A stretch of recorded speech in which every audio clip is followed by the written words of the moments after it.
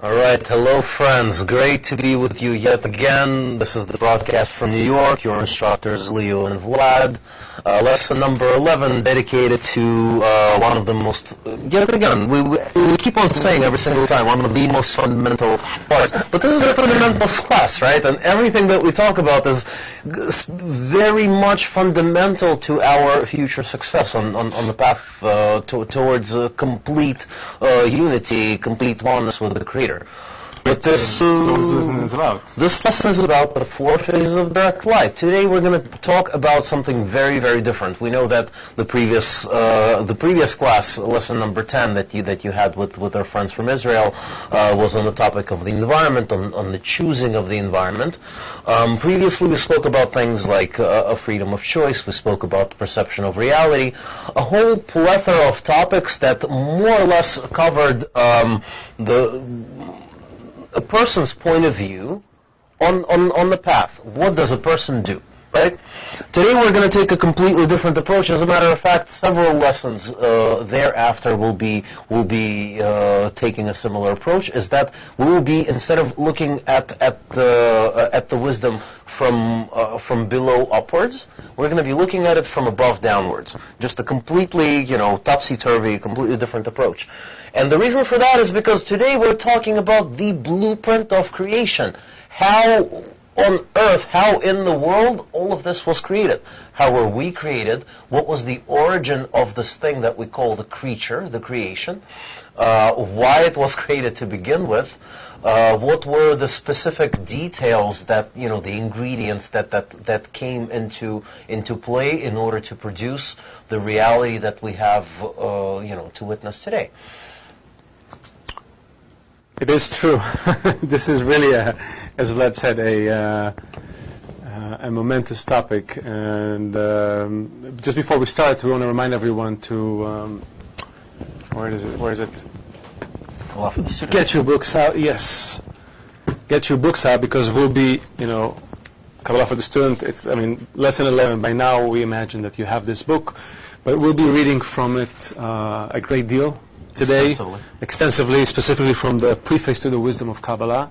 So if you have the book, it's on page 567. Please take a look at it.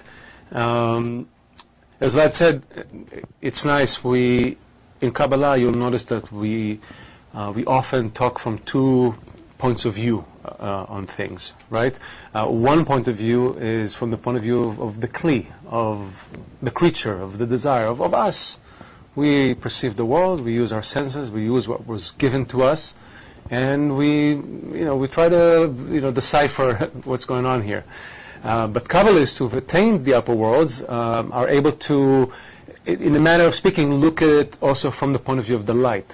So how does it all seem from the perspective of the light, of this kind of extension of what we call the Creator? So this lesson and the following few lessons, we're changing our perspective, really. And speaking of which, speaking of these two different perspectives, you will notice, upon studying the wisdom of Kabbalah, and particularly in this great disparity between the style and the method of Baal Sulam and Rabash, how different Kabbalists, they take very different approaches. One takes one approach and the other takes the other approach, right? In these 2 approaches, and how going forward we will learn how to continually be able to consider everything that happens to us, to consider every rung of the ladder that we step upon, on our path, from these 2 completely different approaches. It gives us more of a 3D view, a complete, 360-degree view, you could say, of what is going on, because you'll be able to see it from your own perspective and also from the perspective of the Creator, from the bird's eye view, from on the macro level, so to speak. And before we dive in, I want to remind everyone to send your questions to the chat, and really, stay with us. This lesson it's very dense. There's a lot of kind of new things to take in, but do collect your questions, send them. We'll try to get to them as we go. And we want to welcome the friends I see. We see a lot of familiar names here. We have Raquel from India, and Tina from California, and Francisco from Brazil, and Anna from Peru, and of course all the friends from the U.S., Karen from Massachusetts, Phyllis from Texas, friends from North Carolina. There's a long list. We're not going to read the whole list, but we're very happy to have you with us. And another reminder is that it's not really a reminder, something that we're going to utter for the very first time. We strongly urge you, friends, to really focus on the lesson, and if opportunity arises, take notes. A lot of this material is completely new. We're not going to be talking with the terms that we're used to, right? Even words like perception of reality and desire, whatever it is that they mean in the wisdom of Kabbalah, they mean something to us due to our experience on this planet Earth. Today we're going to be talking about things that you most likely never heard before. A lot of new terms, a lot of new meanings, a lot of new way to perceive what in the world we're talking about here. So we urge you to focus, to focus on us, on what we're saying, and take down notes as much as you can. And as we go through this, we ask you to, as we sometimes do, to contemplate a question. Really try to think of a desire that you've had, any desire, and try to ask yourself, where did it come from? What preceded it? Mm-hmm. What put it there? What is it? What is the origin of that desire? Right? I'll give you an example. I have a desire to eat a piece of steak. Vlad has always a desire to eat a piece of steak. Always, never fails me. This is a real desire, by the way. It's not an example. But I have a desire to eat a piece of steak. Right? What created that desire? Why didn't I want to have a drink of water? Right? Why didn't I want to read a book?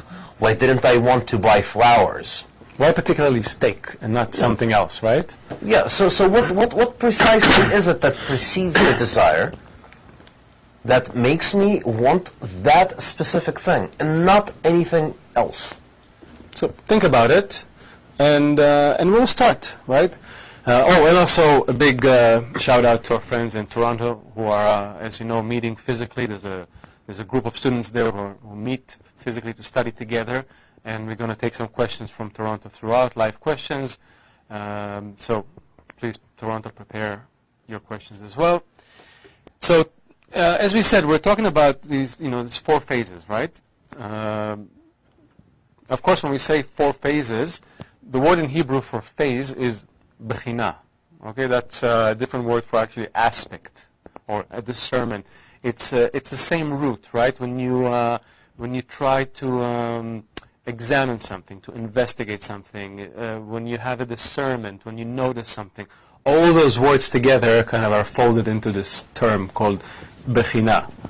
So it's just a nice word to remember in Hebrew, although we will call it to those aspects or phases of the life. You will actually get to see that it's more than just phases. These are actually discernments. These are actually specific scrutinies. The new something new that appears in the desire on the path to the development of the desire. So, what are the 4 phases of direct light? This is a process through which the very first initial desire was created. Right. In fact, nothing else was created. I mean, you often hear all those, creation stories that exist in all those cultures, and in all the major religions, everybody's talking about creation, creating, right? Someone created all of this. But the truth of the matter is that the Creator only created one thing, and that one thing is a desire.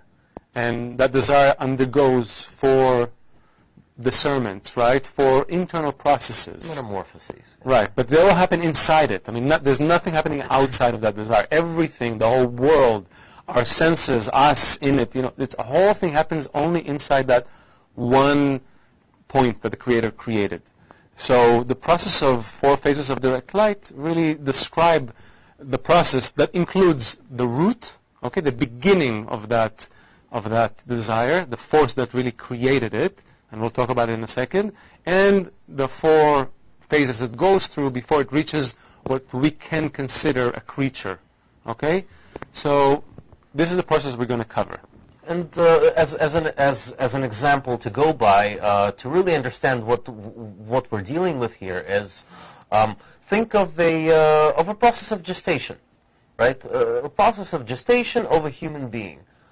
We have a sperm and an egg, right? Two very, very simple organisms that combine together, produce something else, one, right?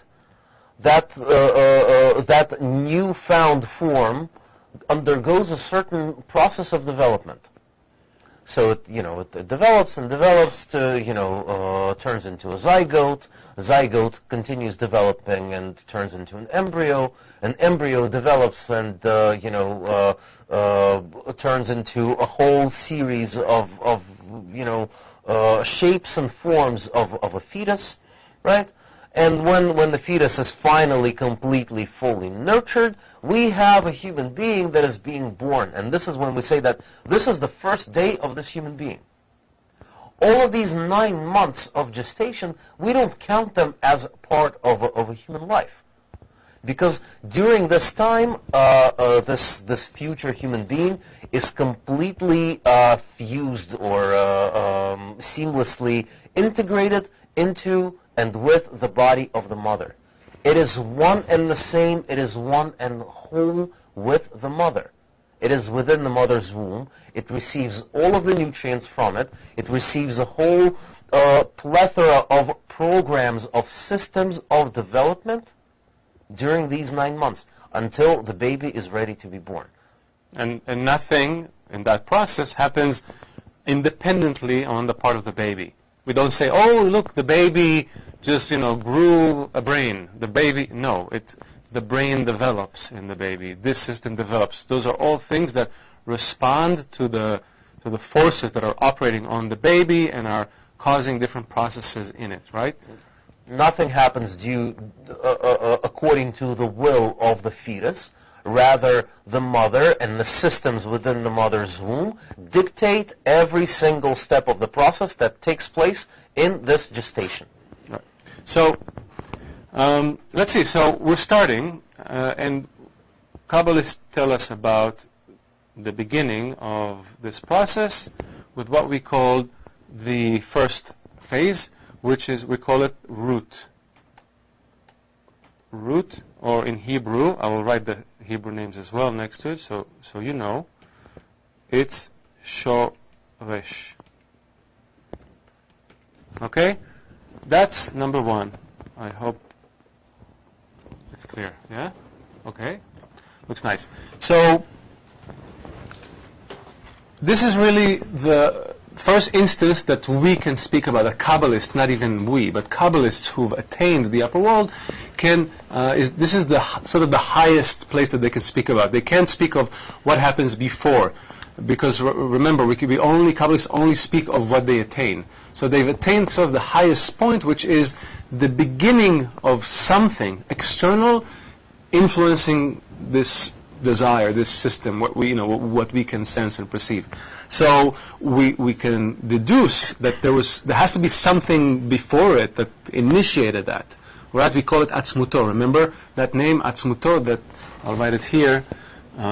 It's way above. Yeah, Atzmuto.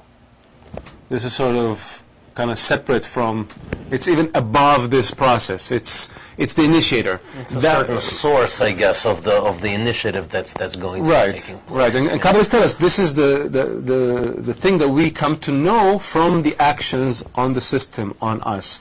And so it must include the thought of creation and everything, the beginning, middle, and end.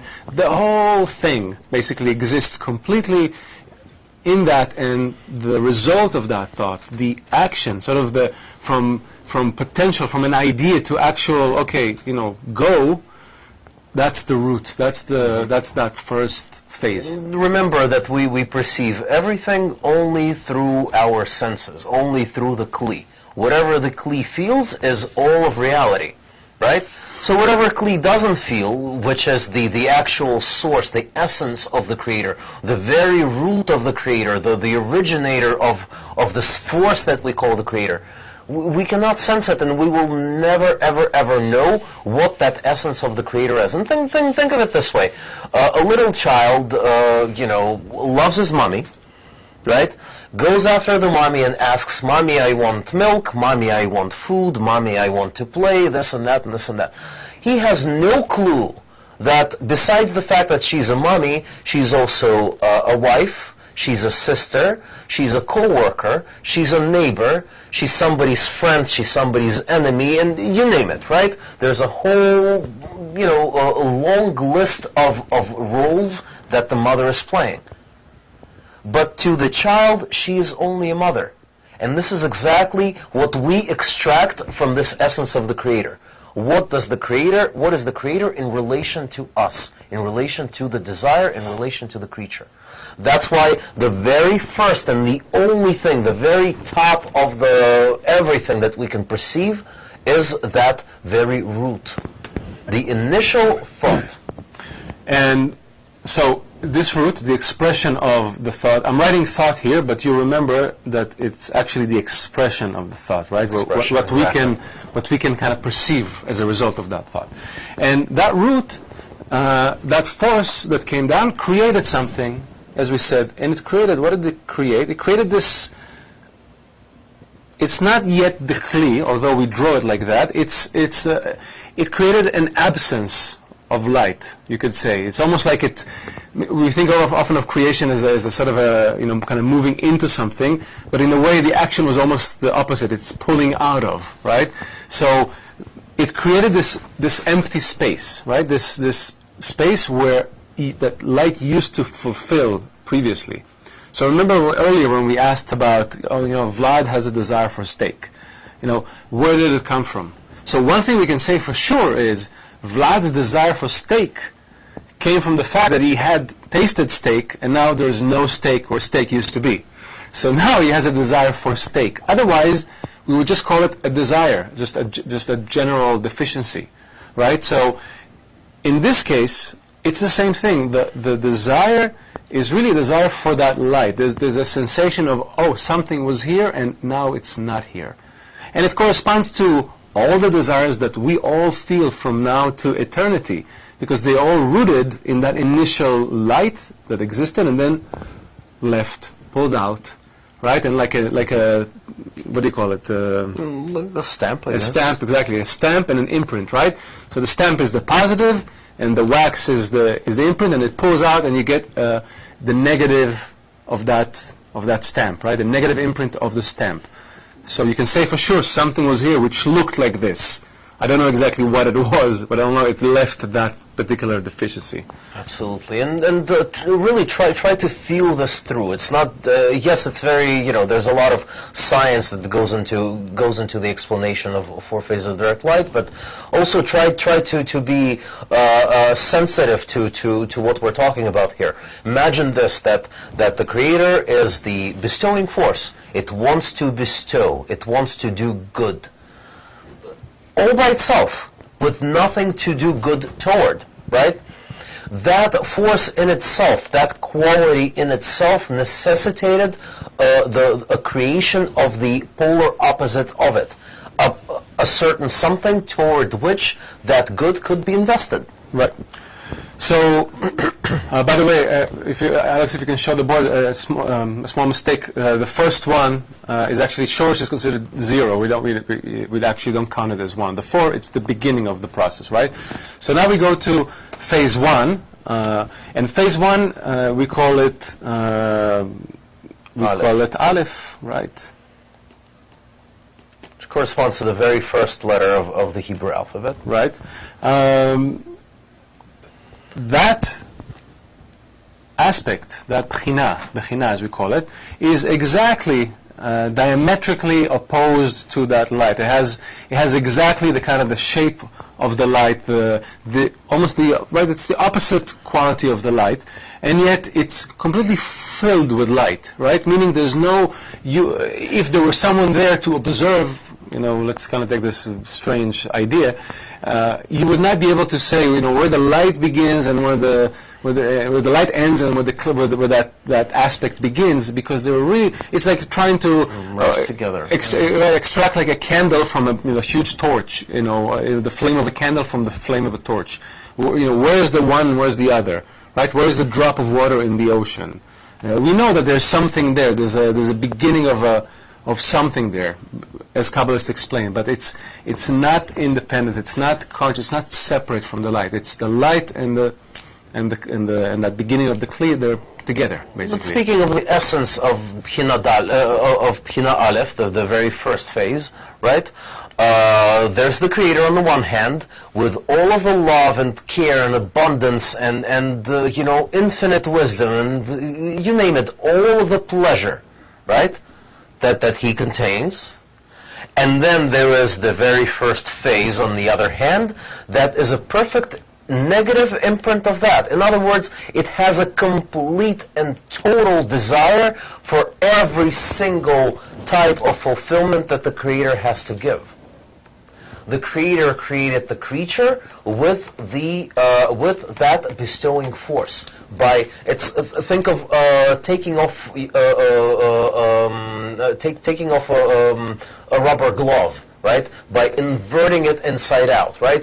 Just like that. You have a glove with a certain imprint, and you're inverting it inside out. It's the exact opposite of that light, the exact opposite of that fulfillment.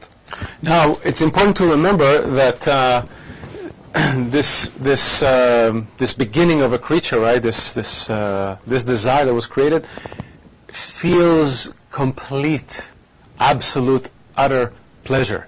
I mean, think about it. It's like the perfect desire, the perfect deficiency for just the right kind of pleasure, and it's filled with just the right kind of pleasure. It's this optimal, very minute detail. Exactly. Just exactly. It's like I need, 4.35 ounces of steak. Just like that. No less, no more. Any tiny bite more I will have, I'm going to feel too full. And any less than that, I'm going to feel still hungry. Specific, perfectly chiseled desire that perfectly corresponds to that fulfillment. So, let's go to the second aspect, just to... I'm sorry, one thing to note. So I wrote it here in red. So, in a way, you can see that, in a way, technically speaking, these two aspects really complete the creation. Technically speaking, we don't need anything else. You have the light, the thought of creation, the expression of the thought of creation, and it created the perfect vessel for it, the perfect desire, the perfect deficiency to accept it. Mission accomplished. It's done. However, what's missing? Something is missing, right? There's no creature here yet. We're not there, right? We're not independent. It's like saying, there's a fertilized egg in this womb. It's done. The information is there, the blueprint. With the technology today, we can say it's going to be this kind, and this much, this high, and this blonde, and whatever. We all know it, right? But we could even add to it and say that let's just remember what the thought of creation was. Does anyone remember? Thought of creation consists of two things, right? One, I want to fulfill the creatures and fill them with the light and love and pleasure and perfect and total abundance. That's one. Number two, and the very important part, is that I want the creature to be like me. Independent. Really independent, bestowing, caring, loving, you name it, anything and everything that we can think of the Creator. The Creator wants to fulfill us on the one hand.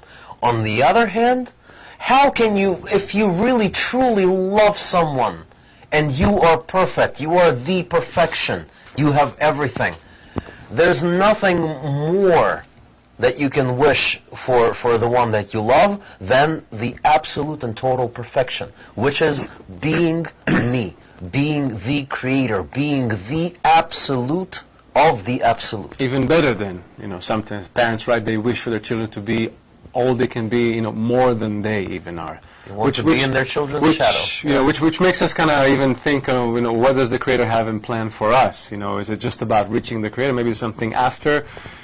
Kabbalists, you know, mention that. It's called the secrets of the Torah. There's more to it. I want to just read something. Again, this reading from page 567 in Kabbalah for the Student, the preface to the Wisdom of Kabbalah. Rabban Sulam writes about Bchina Aleph, the first aspect, as we described, phase 1, called Chokhmah. That is indeed the whole of the emanated being, the light and the Kli. In it is the great will to receive with all the light included in it, called O Chokhmah. Chokhmah in Hebrew means wisdom, the light of wisdom. Or another name for it is O Chaya, Chaya, life, right? The light of life. As it is all in the life, in the emanated being, dressed in its Kli. However, this Bchina Aleph is considered all light, and the Kli in it is barely noticeable, as it is mingled with the light and annulled in it as a candle in a torch. So, just to add here, so we have the first one is Shoresh, the zero, the first really aspect before the process is called Shoresh. Then the first aspect is called as Aleph, and we call it Chokhmah. Chokhmah. Okay. Now, what happens? Something very interesting happens here, and this is really interesting. Think about it. You're this Kli. You're created. The light is filling you. You are in this close contact to the light, right? You're not some other side of the world. You are together with the light as one, and the light created you as a desire to receive pleasure, right? To enjoy.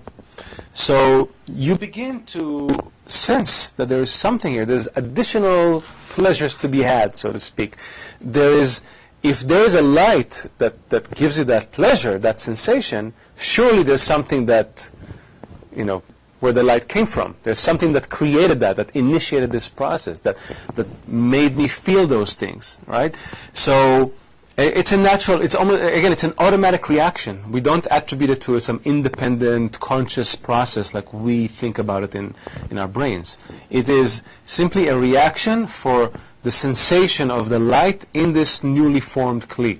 Suddenly a discernment, right, Bchina, a new sensation begins to arouse in it, saying, hey, maybe there's something else, maybe there's something more here, behind here, there's a giver. If I receive this pleasure, surely there's a giver, right? And I want to be like that giver. I mean, there are no other role models. There's no American Idol. There's no The Voice. There's nothing. There's one thing, which is that thing that gave me life, that gave me the sensation that I'm feeling now. I want to be that. And you friends guessed it right. While the first discernment, the first Bchina, the first phase covers the first and very large portion of the thought of creation, the second one covers the second part of the thought of creation. Equivalence of form with the Creator. Not only do I want to receive everything from the Creator, I'm also kind of a bit torn apart that I want to receive from Him, but He's a giver. I want to receive from Him and He gives me all the pleasures in the world, but He is the giver. He is the etalon of sorts, the example for me to go after, you know. And think of it also this way: that all of this information, all the way through to Bchina Bet already, right? All of it has been according to the plan of the light. Nothing has changed in the desire's awareness.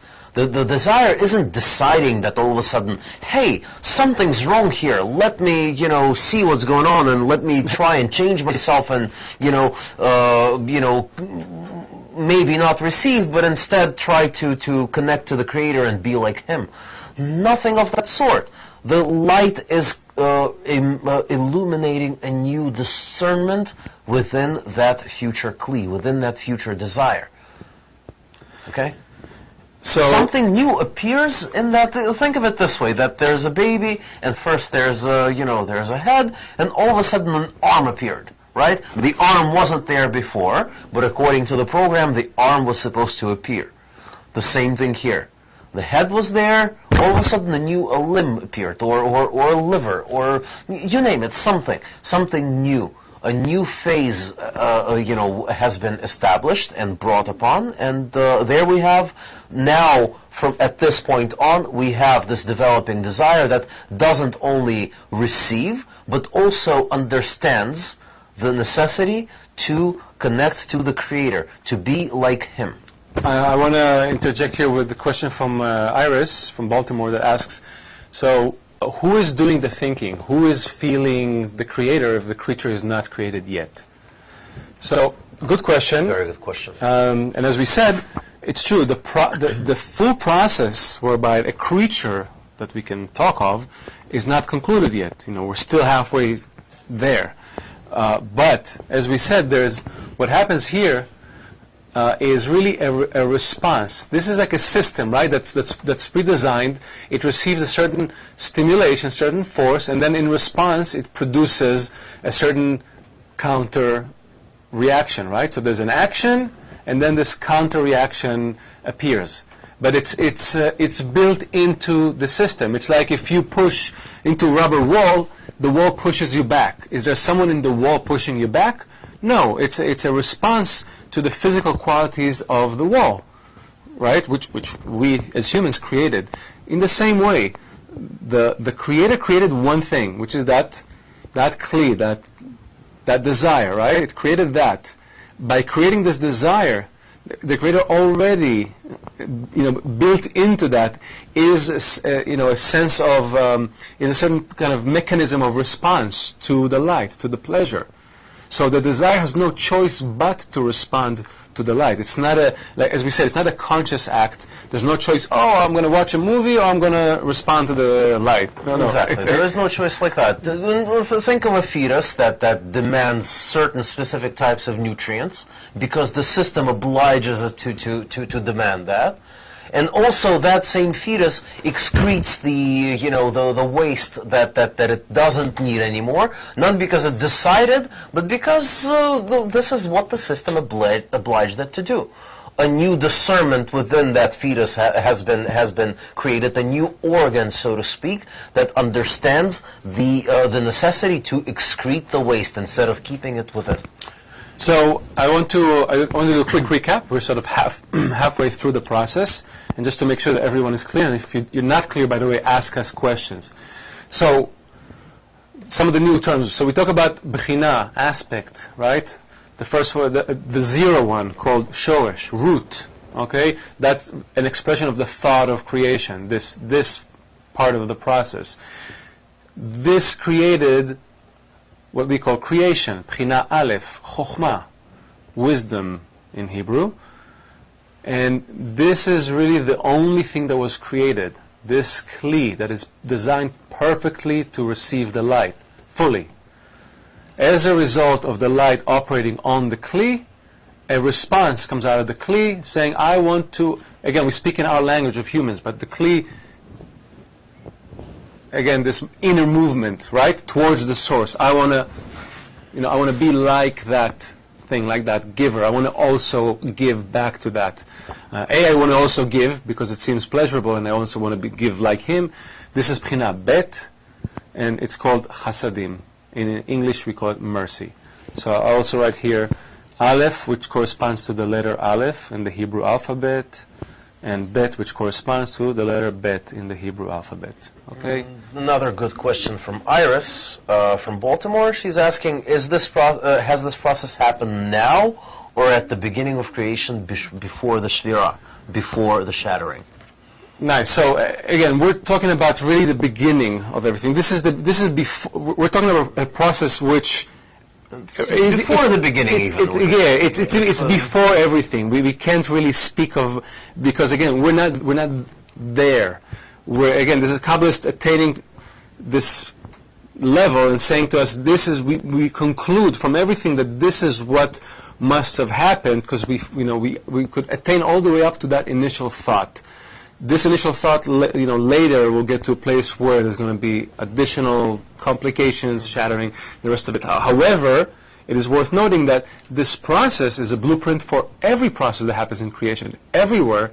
And we encourage you after the lesson to start thinking and looking at the world a little bit from that perspective. Just a little bit. Try to kind of marry the two. It's just a thought exercise more than anything else. Try not to get confused. Do you want to add anything, or we should move to 3? No, I just wanted to add, just to clarify for Iris and for everybody else, that did this actually happen in our world? Did it happen in North America, or maybe in India? Maybe. Absolutely not in this world. Did it happen in the upper worlds?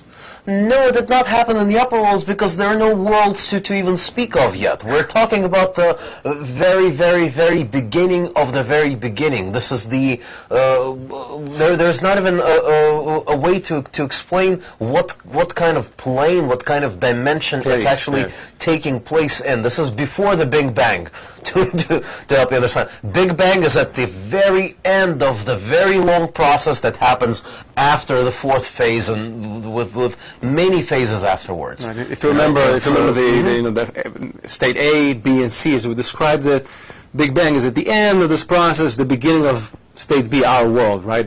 What we can see, the world with our eyes. I think we should move on because I know Toronto leaves in about 10 minutes. And we're running out of time. And we're running out of time. Always. Mm-hmm. So, Bnei Bet says, I want to be like the giver. I want to give everything, just like the giver does. But I have nothing to give. So, a new discernment appears, saying, you know what? I am going to receive a little from the Creator, from that force. It's not even calling it Creator, from that original force, and in return, I'm going to be able to give it back. How do I give it back? What do I even give back? It's not like I can just reflect the light. It's not like I can throw something back at the Creator, right? No. What can I possibly give to the Creator who has everything? Think about it. We need to go back to the thought of creation. The Creator wants to fulfill me. The Creator wants me to receive from Him. How do I give to the Creator? I am going to receive, and with that thought, I'm going to please Him. In other words, in Bnei Aleph, right? In Bnei Aleph, the idea was that I am just receiving. I am like a little, infant who is sucking on that teat, right? Without even saying thanks. Let's be very blunt with it, right? Very simple. The infant doesn't say thanks. The infant doesn't even smile at you. Right. He just eats it, drinks the milk, then sleeps, then poops, then and everything in between, right? But by taking that in, right, something changes in the baby. Baby doesn't even know it. The same way that Bnei Aleph, something changes in it. This proximity to the light begins to make it kind of yearn for it almost. Like one would be like, I something to be like, right? To also be like it. That's where Bnei Bet comes, and Bnei Bet also, this new reaction comes into it, saying, I want to bestow completely like the light does. I want to bestow back. So in order to do that, I'm going to receive, and then I'll be able to give back. And this is called Bnei Gimel or Tiferet. And think of it this way, that in Bnei Gimel, in the third phase, this part of gestation, this part of, this phase of desire is trying to, fulfill both sides of the thought of creation. I am going to receive from the Creator because He wants to give to me. And I'm also going to take pleasure from it and please Him, and in that way be similar to Him. So I am receiving from Him because He wants me to, and I'm also wanting to, not really succeeding. It's very, very minimal and very simple, but I'm attempting to equalize with Him in form, in the sense that I am somewhat, in some way, resembling the Creator by thinking of Him, by wanting to please Him. Right. The way He wants to please me. He wants to please me, I'm going to try and please Him. I added here, you can see, basically, so Bnei Bet is the desire to bestow, right? B'china Gimel actually represents this new discernment, as we said, where we receive in order to bestow. So there has to be, this action becomes more complex. I have to now receive the light in order to bestow it back to the Creator. And as it's written here from the same article, item 5, after B'china Bet comes B'china Gimel. Once the light had diminished in the emanated being into Or Chasadim, without Chokhmah, well, it is known that Or Chokhmah is the essence of the emanated being. Hence, at the end of B'china Bet, it awakened and drew within it a measure of Or Chokhmah to shine within its Or Chasadim. This awakening re-extended a certain measure of the will to receive, which forms a new kli called B'china Gimel or Tiferet. And the light in it is called light of Chasadim in illumination of Chokhmah. Since the majority of that light is Or Chasadim, and its lesser part is Or Chokhmah. And just like in every Kabbalistic story, and also not only Kabbalistic story, but also the story of our lives, nothing is ever enough. Nothing is ever enough. Because the fourth and the last phase is truly the, I guess, the epitome of this human trait. Right. What happens really, right? You give a little something to someone. It can be any person, the most well-natured person. You start to bestow on them a lot of the good stuff, and they know nothing else. Pretty quickly they'll want more and more and more and more and more. Meaning the pleasure, the potential pleasure that comes from not just receiving the pleasure that you give him, but also wanting to be like you. I don't just want your money. I want to be you, that person with the suit and the big house, and I want to be that thing, with everything that comes with it, with the honor and the right and the power and the control and the money and basically the whole thing. So after experiencing, that quality, a new discernment appears, a new b'china, what we call b'china Daled, and b'china Daled basically says, you know what, everything has been great, but I want it all.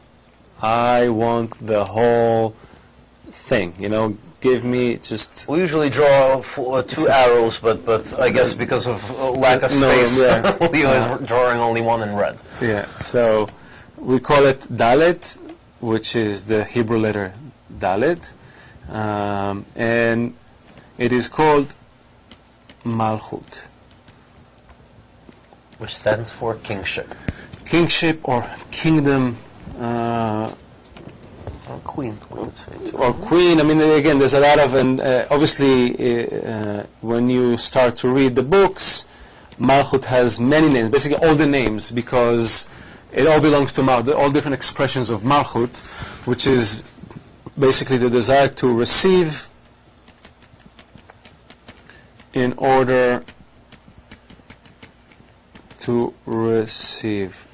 And friends, don't be fooled by what's written in the blue, by the way. Yeah. It's very important, because this is just the very root. Let's put it this way. Everything that's been happening on the screen right now, there is absolutely no bestowal taking place unless it's coming from the Creator, the only force that can actually bestow. The kli, the desire, the only thing that it can do is receive.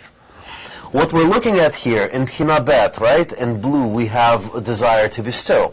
In B'china Gimel we have in blue receive in order to bestow. And in B'china Dalet, in blue we have receive in order to receive. This is the root of these are the roots of certain behaviors that we later on, upon the development of creation, are going to exercise, are going to put into action. Okay? Nevertheless, regardless of what it says, this is the root of it, this is where it all started, the very beginning of that desire, the very beginning of that thought. It's not actually happening there right now. In B'china Gimel, we're not really, receiving and bestowing. We're still receiving. That bestowing part, that upwards arrow, is merely the desire saying that I'm going to receive, but I know the Creator is going to enjoy it. the Creator sees me enjoying it, I'm going to enjoy it while He's enjoying it too. It's a certain acknowledgement of the Creator, acknowledgement of the force that stands behind the pleasure that comes towards me. With Dalet, we're keeping the same model as with Gimel. We're continuing to receive. We're wanting to please the Creator. But why is the arrow in red? What is so unique about it? Throughout all of these experiences, the desire is learning something new. Right. That, yes, I can receive pleasure. It can be totally ecstatic and orgasmic. Right? And yes, I can try and imitate the Creator by enjoying it and knowing that, hey, the Creator sees me enjoying it. The Creator is delighted that I am enjoying what He's giving me right now. But there is a much greater pleasure. As a matter of fact, the type of pleasure that can completely, wipe out all of the types of pleasure that we've been talking about so far. And that pleasure is called the status of the Creator. And it's really not a simple concept to talk about, but we'll try and bring examples. But it's a very important concept. I want to say that first of all, it's now 8:48. Maybe Vlad, you can read that last quote about Malchut, and we'll see if Toronto has questions before they go, and then we can continue to go a little deeper. I see that there are some more questions. I hope we can clarify some of them as we go. Kabbalah for the Student, page 568, Preface to the Wisdom of Kabbalah, item 5. This awakening is considered craving in the measure of the will to receive in Bchinad Aleph, and exceeding it, since now it has already been separated from that light, as the light of Chokhmah is no longer clothed in it, but craves it. Thus the form of the will to receive has been fully determined, since the Kli is determined following the expansion of the light and its departure from there. Later, when it returns, it will receive the light once more. It turns out that the Kli precedes the light, and this is why this Bchinad Dalet is considered the completion of the Kli, and it is called Malchut, or kingship. So, okay, I'm positive there are questions. This is such a deep topic, and it goes on and on. There's so many amazing things about this model, and we'll keep going back to it. For now, do we have a question from Toronto before we continue? Yes. Hello. Good evening, everybody. I have a question. Hi, guys. On behalf of the students here, being that this is very complicated and technical, how are we as students to use this for our spiritual growth? Very good question, very practical. So, you can look at it in several ways. First off, everything we learn, and actually this question is very apropos to exactly what we were about to say, that everything that happened, right? Everything, all those discernments that we went through, and we drew it like if Alex shows the screen for a second, it looks like a bunch of a force, then some Kli appears, then this Kli goes somewhere, we don't know where, and then another Kli appears, and another Kli, right? It looks like this kind of process that happens in discrete stages separate from one another by some space and time. But what really is happening is the whole thing is happening inside the one place, one Kli. Remember, there's only one thing that was created. That Kli, that desire to receive, right? That created the evil inclination, as it's written. That's the only thing that was created. So everything that happens inside of it. All those discernments happen inside of it. When you study, it's all happening inside of you. So in a way, while this is not, applicable right away, right now, you can be like, I am Bchina Aleph, Bet Gimel. It's not like that.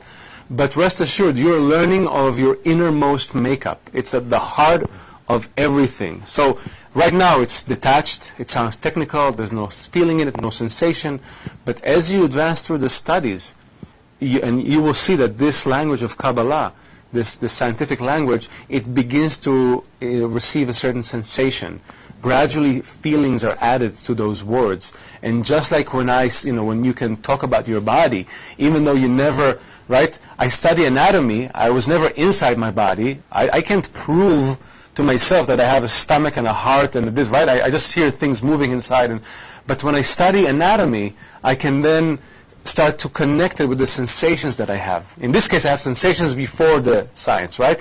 Here, we're doing the reverse. We're getting through the science, and later on the sensations will come, and the two will, right? You want to? Absolutely. No, there's not much more to add. Absolutely.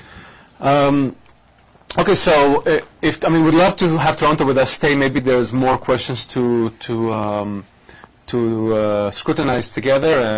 The most fun part is being missed. Hopefully, you guys are going to cover it. Yes. Well, so we're going to move.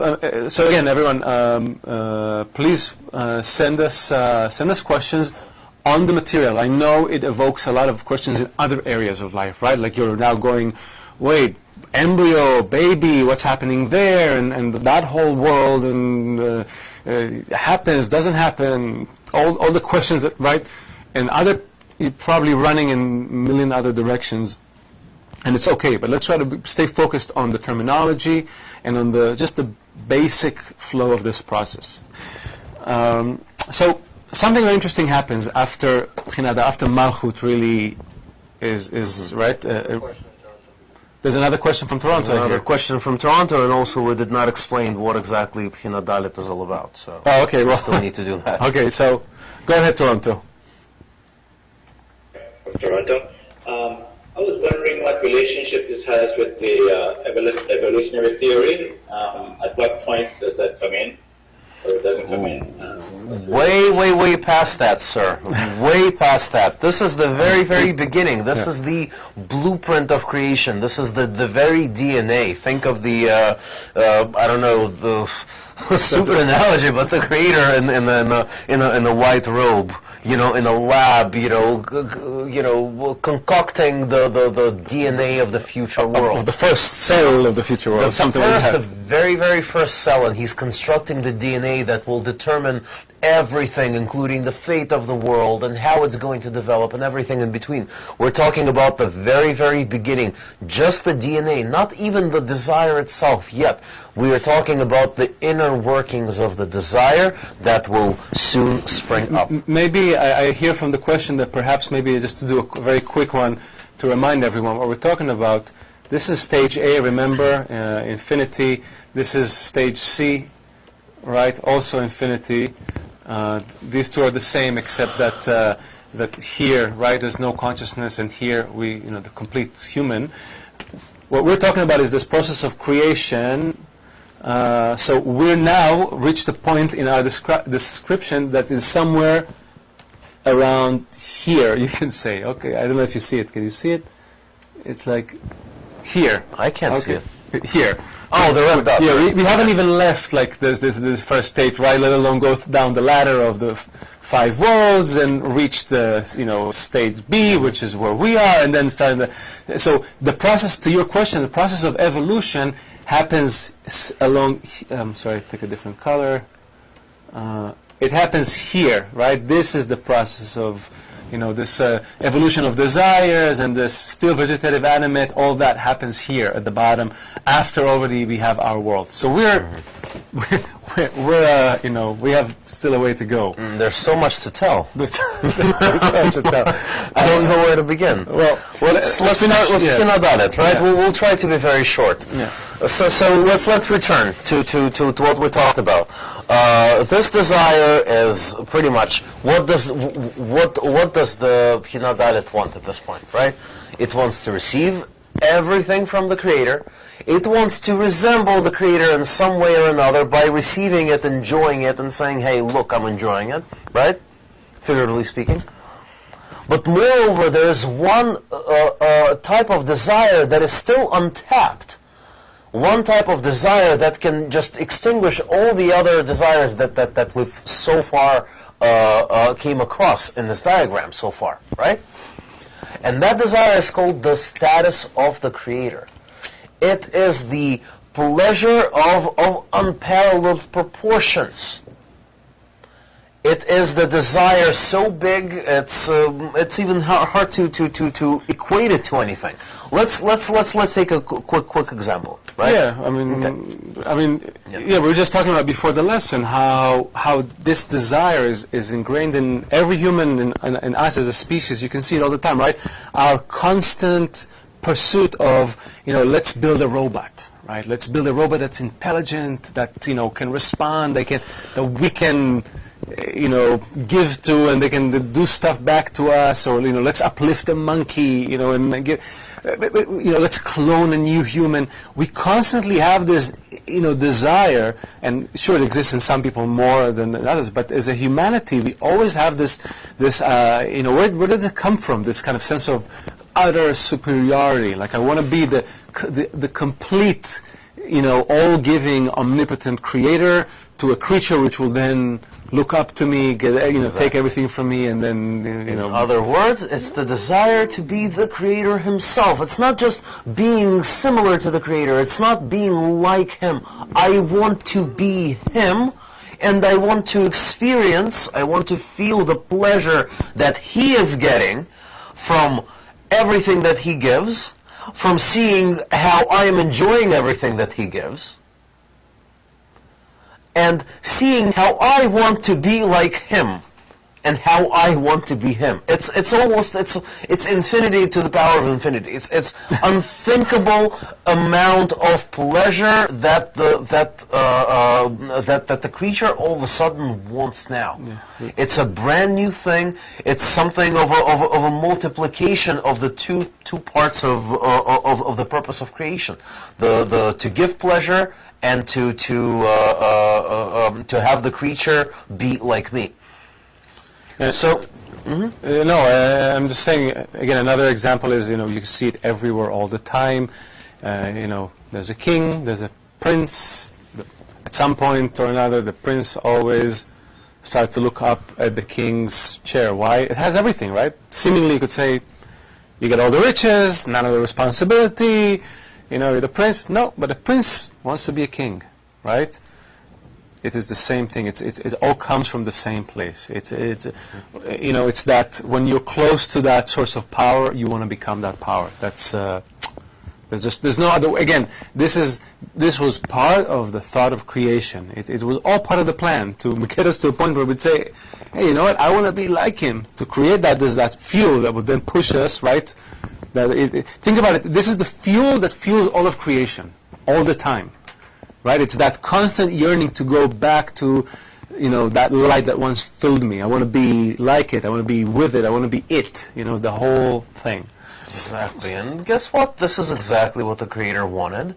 And this is exactly the perfection from the point of view of the Creator. On the part of the Creator, His job is done. Nothing else needs to be added to it. There's the light. There's the Kli, there's the perfect desire that has been produced at the end of this four-phase process. What do we have in the end of this process, right? At the end of the four-phase process, we have a complete and perfect desire to receive. Also, so it's a perfect desire to receive, and it's the first time that this desire displays something of, it's a beginning of some independent process. Okay, someone asked, Tina asked, right, where, is he thinking, not thinking? This is the first time, we're at the cusp of this creature starting to have some sort of some volition, something, not just a lack, which is a raw desire, the raw material of creation, but something on top of that lack, an addition that comes from this creature that you can say seemingly wasn't there in the first place. What we call, you refer to it a lot in the text as, yearning, longing, craving, right? It's not the desire, it's not just I want, rather I want this, right? I want this steak, or I want to be this guy.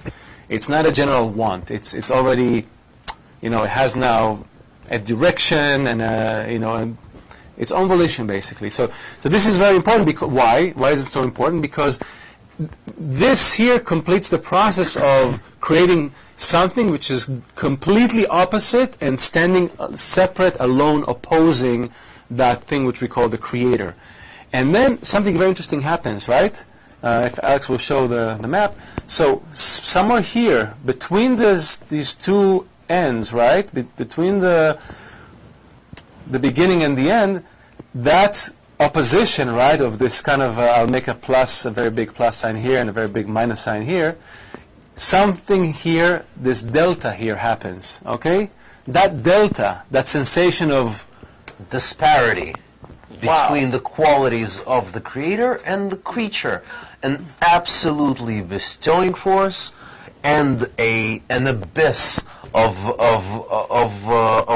the reception. Yeah, it's almost like a sun and a black hole. I mean, exactly. It's really the two opposites, right? One emanates light, one just sucks in light, and that sensation of oppositeness gave birth to something very unique, which Kabbalists call shame. Shame. It's not Shane, our moderator. Shame. Shame. Okay, this gives birth to this concept of shame. Now, it's very different than what we experience here today as, in our world, in our human skins as shame. Although the results are the same. Shame is such a powerful force. It burns. People can tolerate many things. No one can tolerate shame. Shame brings people to finish their lives. Nobody can tolerate it when it's full blown, because it's this kind of opposite. This such a opposition, right? It's you opposing everything else. This community, your peers, everything around. It's the same exact thing in this regard. Malchut feels that, oh my God, I'm burning with oppositeness to this light that I also want. I happen to want so much, but I can't stand the opposition. I can't bear it. And this is the turning point. I'm lost for words, because Kabbalists tell us that shame, this moment of realization of shame within Malchut of Infinity, is the most important part of the development of creation that there is. Because this moment is turning everything on its head. Just moments ago we spoke about the fact that this is the perfect desire. This is it, that the Creator's job is done. And it's true. The Creator's job is done. He created the desire and implanted in it this susceptibility to sensation of shame. Or oppositeness, however you want to call it. Oppositeness to his own self. And that shame is turning everything on its head. Because all of a sudden, Malchut cannot bear to receive everything from the Creator anymore. What does it do? It does something which in Kabbalah we call tzimtzum, which is a Hebrew word that means restriction. We don't want to get too much into it. It's going to be discussed in greater detail. There's more lessons on this, most certainly. Right. But very briefly... Very briefly, it's basically Malchut saying, I don't want to receive anything. I'm pushing away the light. Of course, we're speaking in human terms, right? The light is still there, the Malchut is there, but Malchut is saying, I don't want to enjoy it. I don't want to receive that pleasure in this way. I cannot. I simply cannot. So I will push it out, and I will start to create those calculations. Here, this is now already the beginning of something somewhat similar to what we may say, a human mind, right, and a reason of sorts. It starts to help you manage the desire, right? I have a desire. I want to receive pleasure. I need to receive pleasure. That's the thought of creation. I have to do it. How to do it without feeling the shame. How to do it while bestowing back, right? Being like B'china Bet, if you remember. How to do it. So restriction happens, then a masach, a screen, all those words will be discussed later, don't worry about it. And now Malchut begins a process of receiving the light in smaller portions that correspond to its ability, right, to give it back. Those that portioning is really the beginning of what we call the worlds in Kabbalah. Why does it want to give it back? Because by giving it back, it becomes similar to the Creator. It extinguishes the sensation of shame by not receiving it directly, but rather by receiving it only to give it back to the Creator. Taylor is asking, Tyler, sorry, from Kansas City, is asking, I'm a little confused on the concept of the Creator creating something opposite to himself that was once part of him. How did these emanations from a perfect Creator create an imperfect creation? Oh, lovely question, Tyler. Amazing. We can talk a lot on this, but very important. Talk in a minute. We'll talk only in a minute, but important part is that you said Creator creating something opposite to himself that was once a part of him. This is actually not true. It is said that the creature was created out of nothingness. Why was it created out of nothingness? Because it did not exist prior to that moment. Prior to that moment, there was nothing but the Creator who filled everything. The Creator was everything. There was nothing but this force of love and bestowal and, abundance of pleasure that existed there. The only thing that was missing was a certain receptacle to receive it. It's like basically saying they have all this potential, right? But it has nowhere to be realized. Absolutely. And this is why we say that the creature was created out of nothingness. Because we're literally talking about the fact that the desire, something so base compared to the sublimity of light and what it contains within and the source of it, is that it's simply an inversion of light, an inversion of the quality of the Creator. That was a necessary conclusion of a process of that light being there. It simply needed to have the what's the word? The counterforce, the counterbalance, I'm looking for a word and I can't.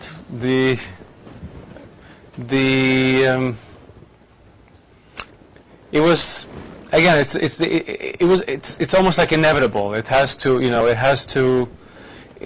balance out the system in a way. How did these emanations from a perfect Creator create an imperfect creation? The imperfect creation is only in our eyes. In the Creator's eyes, there is nothing but perfection. And that sickly child that we are looking at and we're thinking, wow, this creature is so ugly, it's so forlorn, it's a pity to look at, right? To the Creator, it's just a sick child that is yet to be to get well and become in stature as great as himself. So we are I guess a work of progress, so to speak. Ba'al Salam brings up an example of a fruit that is green and all wrinkly and bitter and disgusting, that grows on a tree for many months until it ripens and becomes pretty in color and then sheen and it becomes juicy and tasty and sweet and everything in between. Vlad is talking about not a steak this time. He's talking about an apple. Yeah, I'm talking about an apple. Yes. Yeah. Exactly. Try to eat an apple when it's half ripe. It's horrible. Any fruit for that matter. Any process for that matter. We're seeing the process from the middle of it. Remember, we are in state B, right, of the system. A, perfection, C, perfection. It's all there. What's missing is our participation. So we're going through a process whereby we will gradually become conscious of it all, be able to contain it all, see the whole thing really as a perfect, plan, beginning to end. But we're in the middle of the process. So bear with us. I just, I know. Again, we're running out of time. Free will. Okay, let's go back to the drawing for a second. I just want to, because, if we don't get you this material, we'll be severely chastised. So we're looking at this Malchut, right? We're now looking at it, kind of sort of zooming in on that. Okay, it's this Malchut. Again, it's the same Kli throughout, right? It's the same Kli. But now we're looking at this Kli, which is now complete.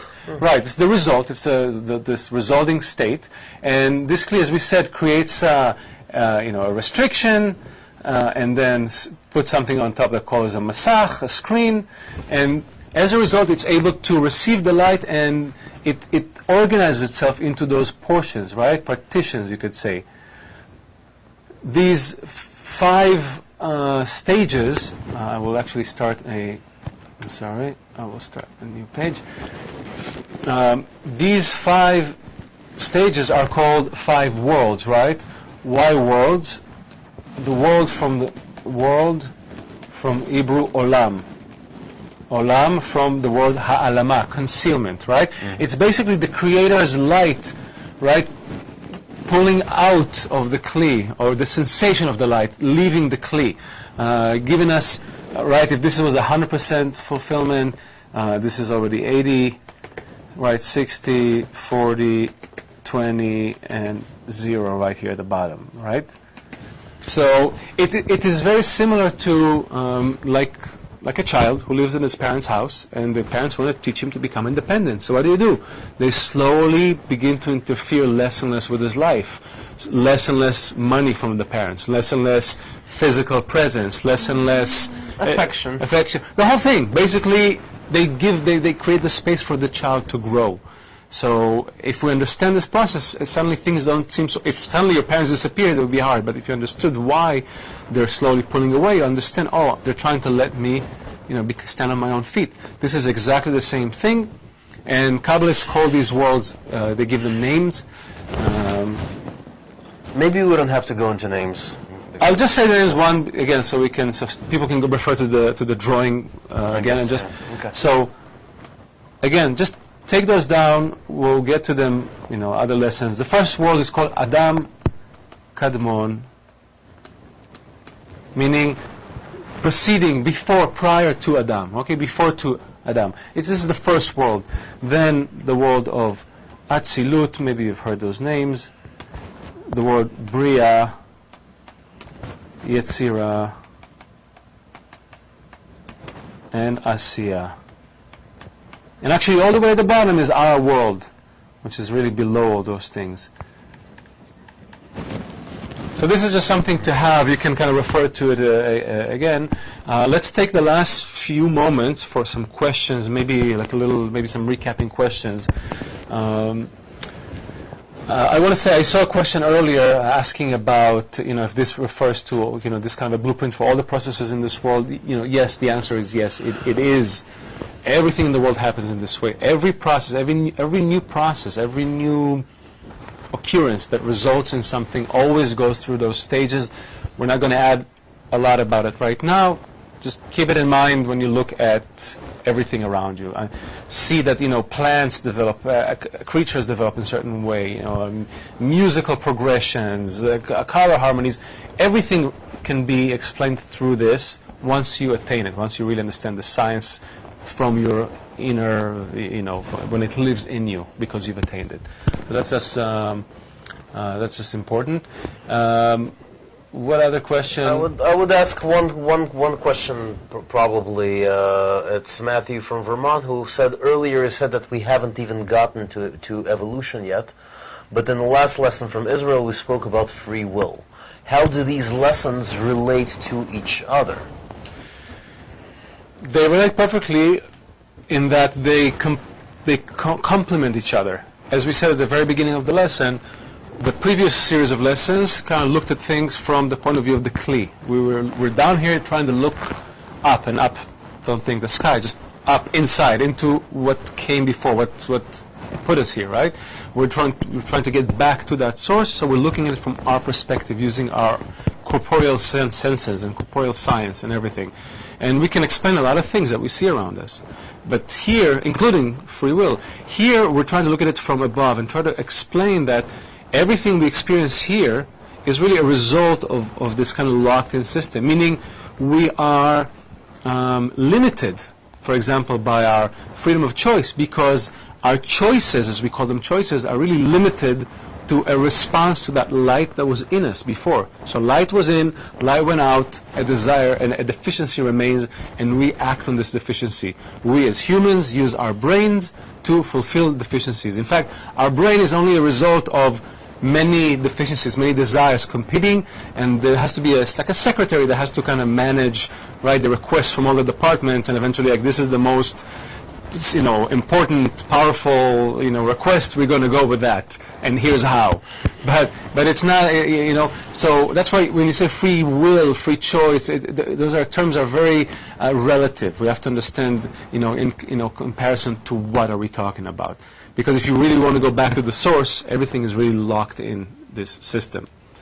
I guess while you're getting the Announcements out? announcements, I'm just going to add one more thing. You want to add about Parzufim Sfirot that we maybe... I wouldn't go into Parzufim Sfirot. Okay. Probably We can do it next lesson. Yeah, we'll cover it next time. Okay. The important, the fundamental part Yeah, here that we're I feel that we're lacking is probably what is the connection from that part where that desire was created, Malchut of Infinity, between that desire and where we are right now. Right? How did we even get here, and why did we get here? Most importantly, right? Remember that delta, that disparity in form between the creature and the creator, that created this great shame. That great shame has had a very powerful effect, to the point that Malchut all of a sudden, for the first time ever, started to need to manage itself in a way so that it would not be in direct opposition to the light. In other words, so that it would not be receiving for its own sake. And this correction and this constant battle, this constant attempt to find what is there, what part of my desire can I possibly receive with the correct intention? Can I possibly receive without losing my contact with the Creator? That has created this whole where is it? This whole descent down all of these worlds, from complete sensation of the Creator.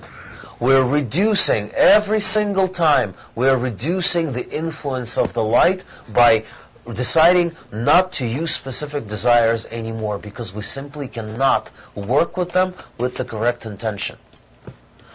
The curious thing is that through a series of very on the one hand, we can say unfortunate events. On the other hand, we can say that very meticulously but brilliantly pre-planned traps by none other than the great Creator. Because and the reason is because it gave us a chance to actually change our situation, correct it, reach that perfection. Meaning, He could have created us, as everybody asked in the first few lessons, why couldn't He create us complete and full in adhesion? No, He gave us a chance to actually go through this process.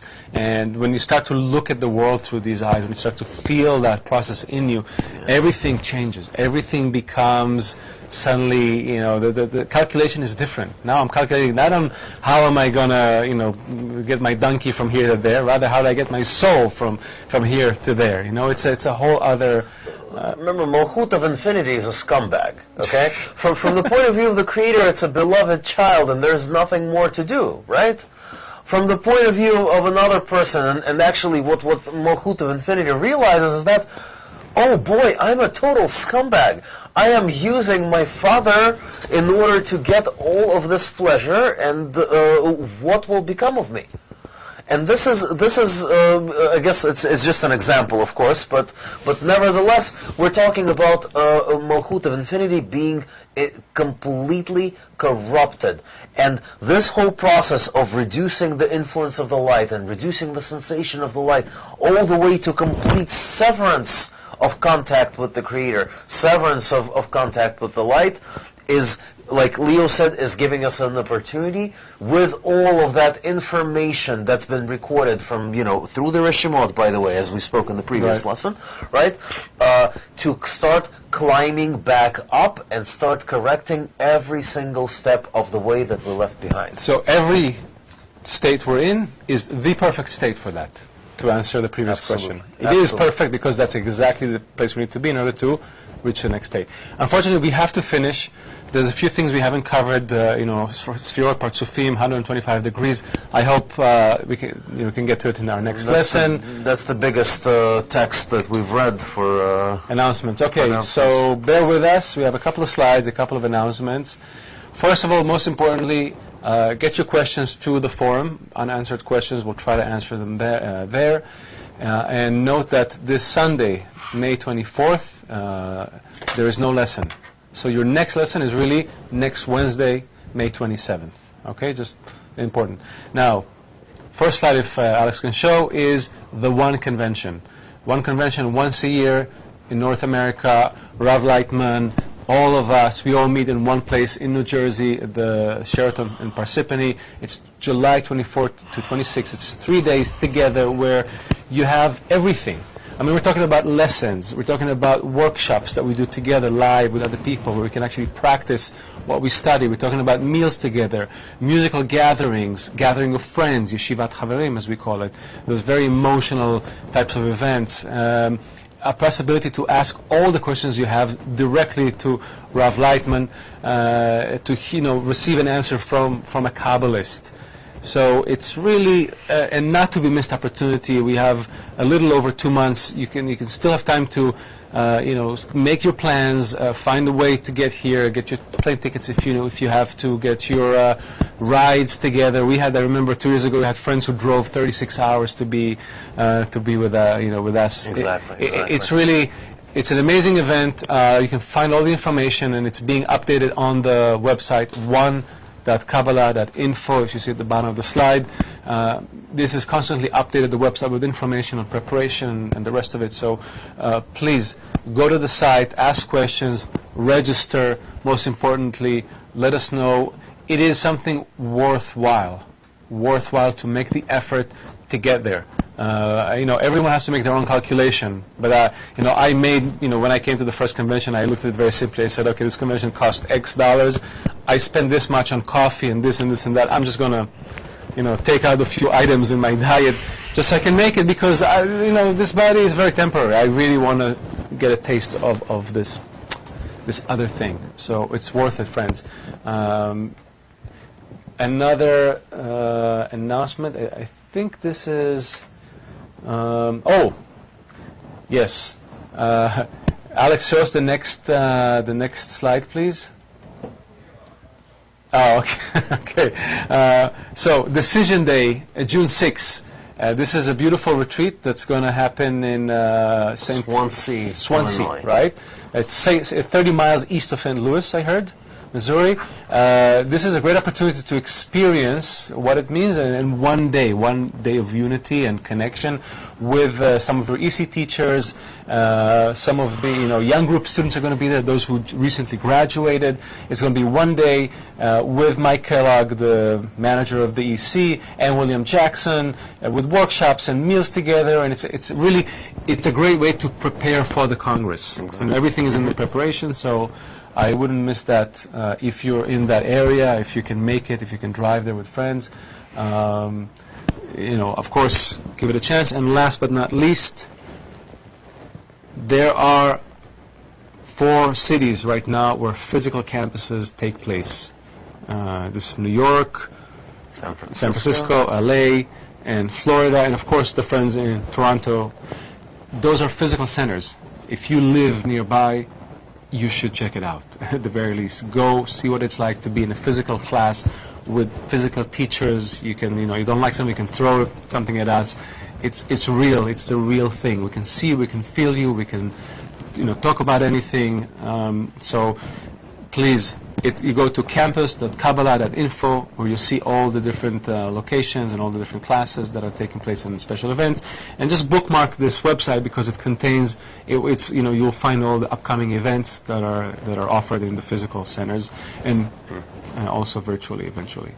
I think this is it, right? Yeah, friends, this exhausts it. There's so much more that could have been said, but will remain unsaid. at least until the next class. Friends, we'll have many more chances to convey as much as we would like to convey to you, because there's plenty more that we would like to say.